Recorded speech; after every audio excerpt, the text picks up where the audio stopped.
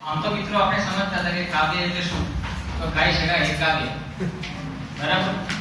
ને આ મજા લેતા હતા, પણ એ મજા કેમ આવતી હતી એ આજે જ ખબર પડી. ને આપણા ક્લાસો પર આ તેજસ્વી તારલાઓ છે કે બહેનો પણ હશે કે જે કાવ્યની રચના કરે છે, બરાબર? તો એમને સૌપ્રથમ કોંગ્રેચ્યુલેશન્સ.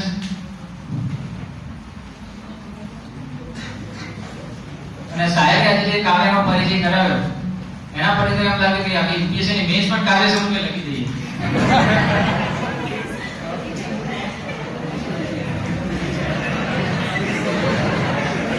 પછી સાહેબે આજે જે કાવ્યમાં અર્થવ્યંજના સમજાવ્યું, બરાબર છે?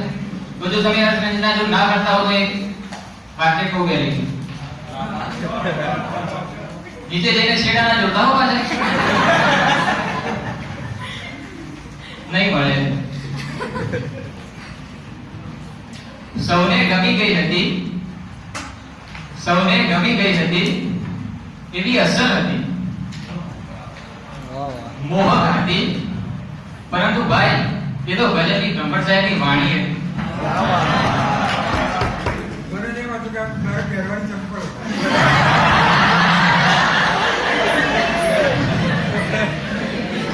હવે સાહેબને જ્યારે એક દિવસમાં કાવ્ય શક્તિનો પરિચય કરાવવાનો થાય તો એ આપણા માટે બહુ ઓછો કહેવાય, બરાબર? તો એના માટે મને સાહેબને કહેવાની ઈચ્છા થશે કે સાહેબ તમે મન મૂકીને વરસો આ જાગતું અમને નહીં ફાવે, અમે તો હેલીના માણસ, આ માવઠું અમને કેમ ફાવે?